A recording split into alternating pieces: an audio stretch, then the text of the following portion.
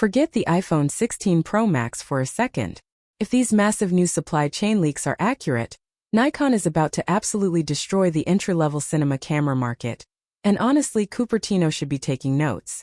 For years, creators locked into the Apple ecosystem have been begging for a true hybrid camera that doesn't cost as much as a maxed-out Mac Studio. We are talking about the heavily rumored Nikon Z90. This is the fabled Mini Z9, and the specs dropping today from overseas supply chains are making my jaw hit the floor. Honestly, I'll believe it when I see it, but the data is lining up perfectly. Let's talk about the heart of this beast because it connects directly to the silicon we love. The Z90 is rumored to feature a brand new 33-megapixel stacked CMOS sensor. Why does stacked matter to us Mac nerds? Because it completely eliminates rolling shutter, the exact same way Apple has been trying to minimize sensor readout times using TSMC 3nm yields on their latest A-series and M-series silicon. By stacking the memory directly on the sensor, Nikon is promising up to 120 frames per second continuous bursts. Wait, really? 120 frames of perfectly sharp, autofocus tracks subjects without warping. Imagine trying to process that burst rate. You would absolutely need the seamless integration of an M3 Max just to ingest those files without choking your system. Now, Ming-Chi recently put out a note discussing Sony's grip on mobile image sensors, and how Apple is pushing for larger form factors to compete with standalone cameras. But Qua's analysis completely sidestepped what Nikon is doing right here. DigiTimes just corroborated that sensor manufacturers are shifting heavy production toward these APS-C stack designs, which means the Z90 isn't a pipe dream. It is actively rolling off the assembly line. But the camera sensor is only half the story. The biggest bombshell here is the video capability. If you edit in Final Cut Pro, sit down for this. Internal Red Code RAW. When Nikon acquired Red Digital Cinema, everyone thought that tech was going to be locked behind a $7,000 paywall on the Z9. Instead, reports from Makotakra suggest Nikon is bringing 6K internal Red RAW to a $2,000 APS-C body. I want you to think about that. You are getting professional Hollywood color science natively in a rugged, compact camera. Up until now, to shoot serious RAW video that played nicely with Mac workflows, you had to pay the Apple tax for high-end ProRes RAW setups or bolt massive external monitors onto your rig. Nikon just bypassed all of that. You get 4K 60 frames per second oversampled from 6K, dropping the absolute sharpest footage straight to your SD or CF Express cards. Speaking of cards, Mark Gurman recently mentioned in his newsletter how Apple is stubbornly refusing to put standard SD slots back into some of their smaller devices, forcing us into expensive dongle life. Meanwhile, Nikon is giving us a dual slot setup. One CF Express Type B for that monstrous 120 frame burst in 6K RAW, and a US2 SD slot for standard backups.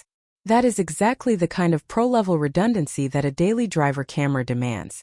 And let's talk about the heat. Shooting 6K Red RAW is going to generate serious thermal output. We have seen MacBook Airs struggle with thermal throttling under heavy rendering loads because they lack active cooling.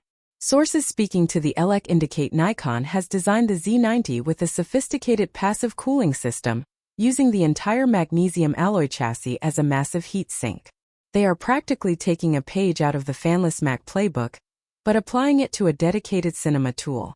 It handles long-form 4K recording without shutting down in the middle of your shoot. By the way, are you guys actually shooting in RAW yet? Or is heavily compressed 10-bit footage still enough for your daily YouTube channels? Let me know down in the comments because this camera might actually force me to change my entire color grading pipeline. Ross Young has accurately predicted the OLED roadmap for the iPad Pro and MacBook lines. And while he focuses on Apple, the display supply chain leaks for camera monitors often overlap. The rear EVF and LCD panel source for the Z90 are reportedly hitting insane peak brightness levels, meaning you can actually monitor your 6K HDR footage outdoors without a SU. Enud. The screen on the Z90 is rumored to be a 4-axis tilting display. Not a flippy screen that blocks your ports, but a true photographer's screen. The autofocus is expected to inherit the entire flagship suite from the Z9, powered by their latest XP7 processor. It features dedicated bird detection, vehicle tracking, and an AI-driven engine that rivals the neural engine inside Apple's M-series chips. Now, Shrimp Apple Pro tweeted a while back about Apple's aggressive software push in iOS 18 for photo computational processing. Apple uses software tricks to fake depth and track subjects. Nikon is using raw computational horsepower fed by a massive lens mount. When you adapt a high-end S-line lens to this DX body, you aren't just getting reach. You are getting a 90mm equivalent optical powerhouse that software simply cannot replicate. Looking at the competitive market, the $2,000 price tag is insanely disruptive. The Sony A6700 is great, but lacking that stack sensor speed makes it feel sluggish next to this leak.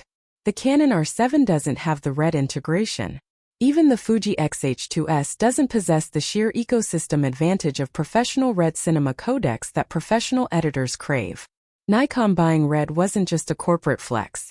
It was a targeted strike against every other manufacturer relying on external recorders. Apple integrated ProRes directly into the iPhone 15 Pro, which was a massive win for mobile creators. But iPhone sensor physics cannot compete with an APS-C stack CMOS when the sun goes down.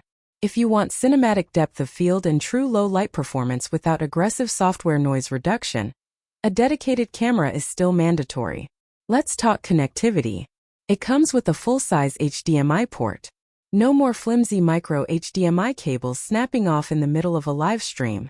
If you are plugging this into a Mac Studio for a high-end podcast or a live broadcast, that full-size port is a complete lifesaver.